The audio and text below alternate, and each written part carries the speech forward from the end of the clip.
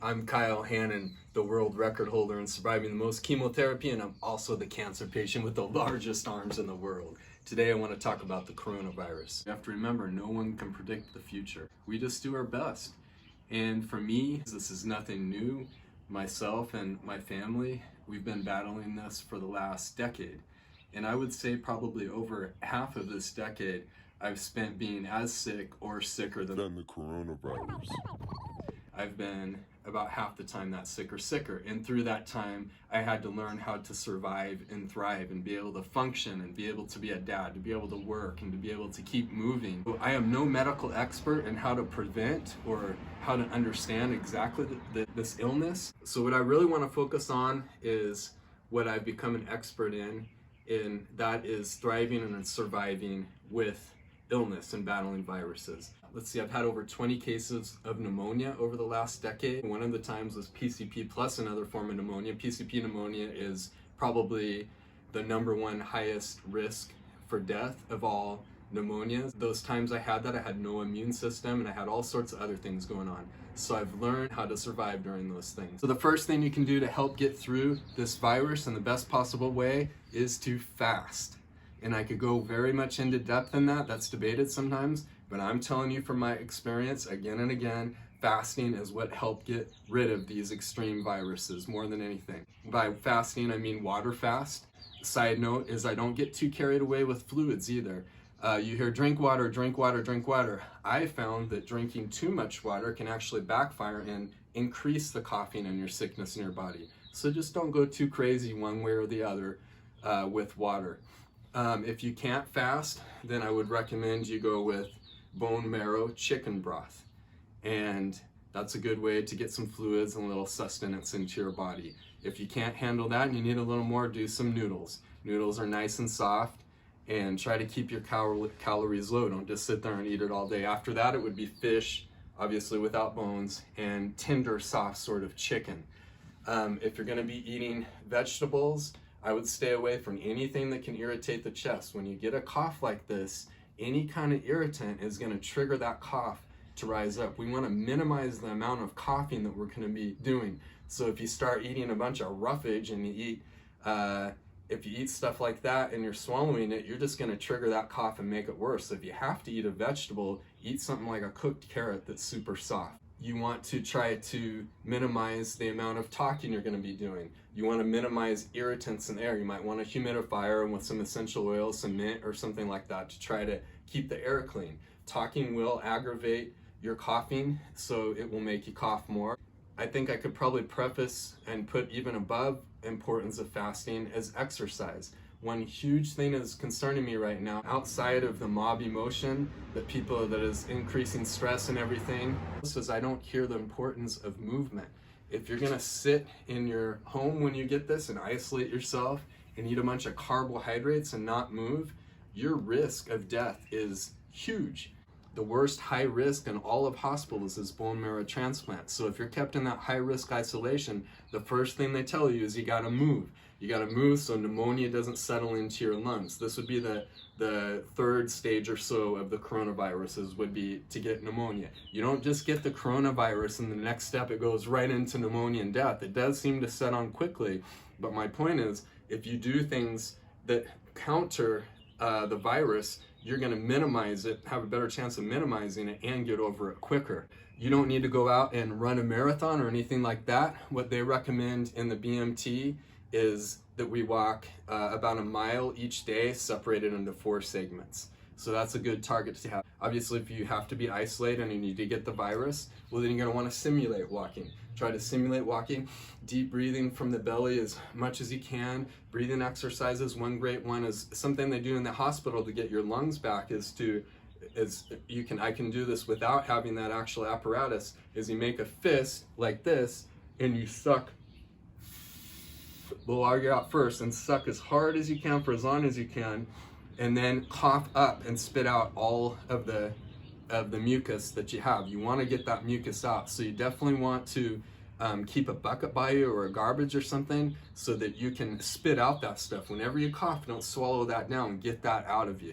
The faster you get that stuff out of you, the faster you get over the virus.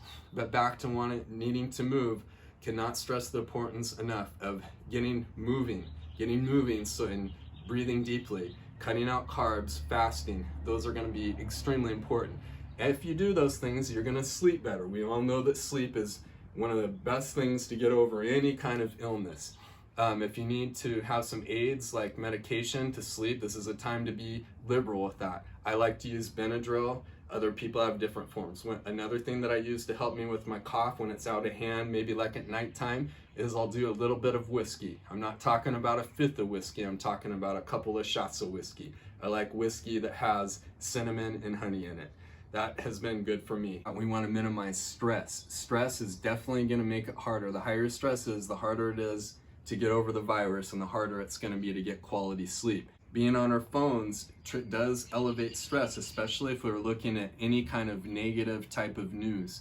So try to put that phone down. In place of that, I think TV is okay. Using any kind of speaker or headphones, try to listen to positive, uplifting messages or music that you might like.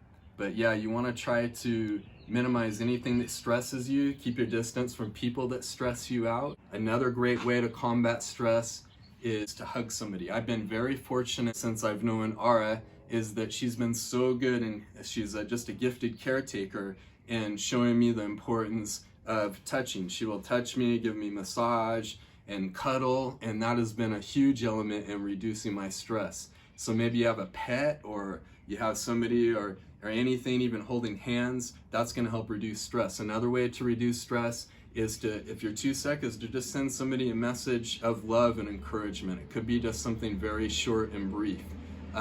Writing down or thinking about what you're grateful for, going through 10 things that you're grateful for will help you reduce stress. I'm going to give you the most important exercise and action that you can do to help with the coronavirus if you do happen to get it. I was shuffling through the house and we had a problem with scorpions in the house at the time. But anyways, he was coming to help us get rid of the scorpions in the house. Asked me about how I was doing with my cancer battle, and we would talk when he'd come to the house. He was coming there every week because we had a really serious problem.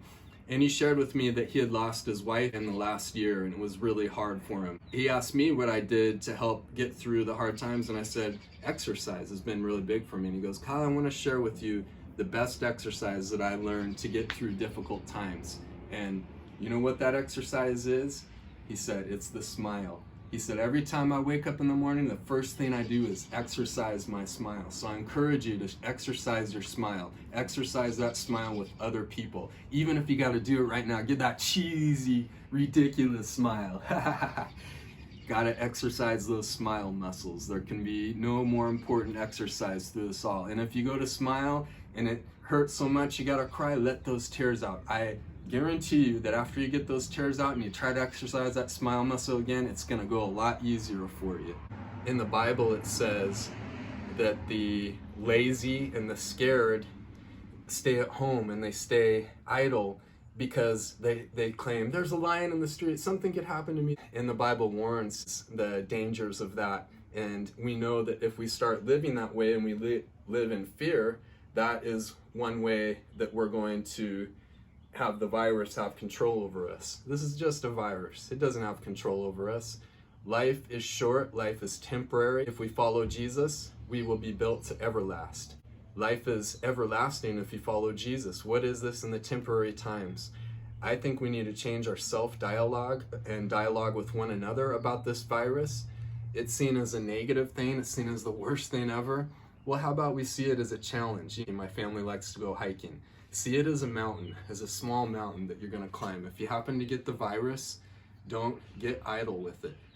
Climb that mountain. See it as a challenge, or the outcome is going to be better than before. I'm going to be a little more careful than I normally am because I've heard that this virus spreads very rapidly. This is a time to grow out of this. I believe through all these hundreds of chemos I've done and all these viruses, crazy viruses I've had over time, I believe that I've just gotten stronger. The immune system is not black and white. This is an opportunity to come out of this with stronger lungs, with stronger body, with stronger everything, stronger than before. Because if you work hard and be consistent in times of duress, when you come out of it, you'll be stronger than before.